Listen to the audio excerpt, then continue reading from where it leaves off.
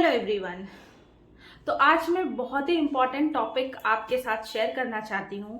तो जैसा कि आप लोग जानते हैं कि अभी रिपब्लिक डे आने वाली है और सभी के स्कूल में रिपब्लिक डे की जोरों शोरों से तैयारियां शुरू हो गई हैं। तो रिपब्लिक डे में जो सबसे इम्पॉर्टेंट चीज़ होती है वो होती है स्पीच। या तो वो स्पीच टीचर को देनी होती है या वो स्टूडेंट को देना होता है। तो सबको वो स्पीच याद करना पड़ता है, कहीं कहीं से कंटेंट निकालना पड़ता है, चाहे गूगल हो गया फिर या कहीं पिछले साल का कोई स्पीच हो, तो उसको देख करके आपको स्पीच को मेमोराइज करना पड़ता है पहले, तब जा करके आप उसको डिलीवर करते हैं। उसके पहले आपको कितनी सारी प्रैक्टिस करनी पड़ती है स्पीच डिलीवर करने से पहले। तो ये सारे झमेलों से बचाने के लिए मैं आपको के लिए लेकर के आई हूँ स्पीच देने के 4 सिंपल स्टेप्स, जिसको फॉलो करके आप कोई भी स्पीच आसानी से रेडी कर सकते हैं। आपको उसको मेमोराइज करने की बिल्कुल भी ज़रूरत नहीं है। मैंने स्पीच के बॉडी को अच्छे से एनालिसिस करके 4 सिंपल स्टेप्स निकाले हैं, जिसको फॉलो करके आप कोई भी स्पीच को विद कॉन्फिडेंट डिलीवर कर सकते हैं। तो आप रेडी हैं? तो चलिए शुरू करते हैं। सबसे पहले स्पीच का सबसे पहला पार्ट होता है start with the proper greeting. सबसे पहले हम स्पीच कैसे शुरू करते हैं? हम सभी को ग्रीट करते हैं, प्रिंसिपल हो, टीचर्स हो, बाकी स्टूडेंट्स हो। अगर कोई स्टूडेंट स्पीच दे रहा है तो वो अपने फ्रेंड्स को, सबको ग्रीट करना ज़रूरी होता है। ये ग्रीटिंग क्यों ज़रूरी है? ये ग्रीटिंग स्पीकर को सेटल डाउन होने के लिए ज़रूरी है और एक स्मूथ स्टार्ट करने के लिए भी ये ग्रीटिंग ज़रूरी होती है। तो ग्रीटिंग के लिए सबसे पहले आपको क्या करना है?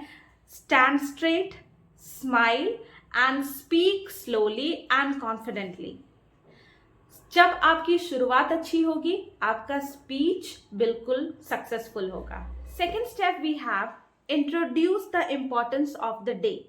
अगर आप रिपब्लिक डे पर स्पीच प्रिपेयर कर रहे हैं तो सेकेंड स्टेप होगा कि आप रिपब्लिक डे के इम्पोर्टेंस का पॉइंट बना लें कि हम उसे क्यों सेलिब्रेट करते हैं। कुछ पॉइंट्स को आप याद रख सकते हैं, जैसे कि 26 जनवरी, constitution of India, rights and duties, unity and equality.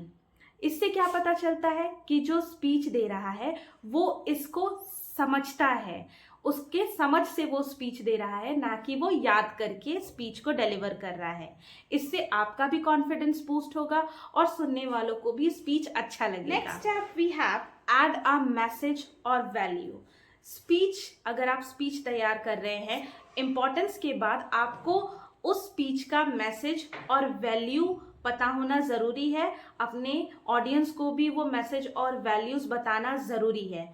उसके लिए भी आप कुछ की पॉइंट्स यूज़ कर सकते हैं। अगर आप 26 जनवरी पे रिपब्लिक डे पर स्पीच दे रहे हैं तो कुछ पॉइंट्स आप याद में रख सकते हैं, जैसे कि honesty, discipline, respect, unity, helping others. ये 26 जनवरी के लिए, इंडिपेंडेंस डे के लिए या रिपब्लिक डे के लिए या कोई भी ऐसे नेशनल फेस्टिवल्स के लिए आप ये की पॉइंट्स को ध्यान में रख करके स्पीच रेडी कर सकते हैं। इससे क्या होगा? इससे पता चलेगा कि आपकी थिंकिंग्स, आपकी वैल्यूज एंड आपका पेट्रियोटिज्म पता चलेगा और ऑडियंस को भी मजा आएगा आपके स्पीच को सुनने में। Last and fourth step, and with a strong and proud conclusion. अगर आपकी एंडिंग स्पीच की अच्छी हो रही है तो आपके ऑडियंस ज़रूर आपके लिए तालियां बजाएंगे।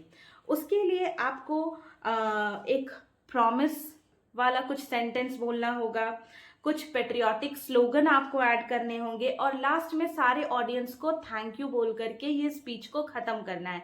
अगर आप जय हिंद जय भारत बोल रहे तो थोड़ा सा पॉज दे, ऑडियंस को थैंक यू बोलने के बाद थोड़ा सा पॉज दे करके आप जय हिंद जय भारत बोल करके अपने स्पीच को ख़त्म कर सकते हैं और फिर आपके ऑडियंस खुशी खुशी आपके लिए ताली बजाएंगे। तो ये बस सिंपल 4 स्टेप्स हैं जिसको फॉलो करके आप एक अच्छी खासी स्पीच किसी भी टॉपिक पर आप तैयार कर सकते हैं, अपनी ऑडियंस को इम्प्रेस कर सकते हैं, अपना कॉन्फिडेंस बढ़ा सकते हैं और कॉन्फिडेंटली आप अपने स्पीच को डिलीवर कर सकते हैं। अगर आपको ये वीडियो अच्छी लगी हो तो प्लीज़ अपने स्टूडेंट्स के साथ या और टीचर्स के साथ आप शेयर करें और मेरे चैनल को लाइक एंड सब्सक्राइब करें। Thanks for watching.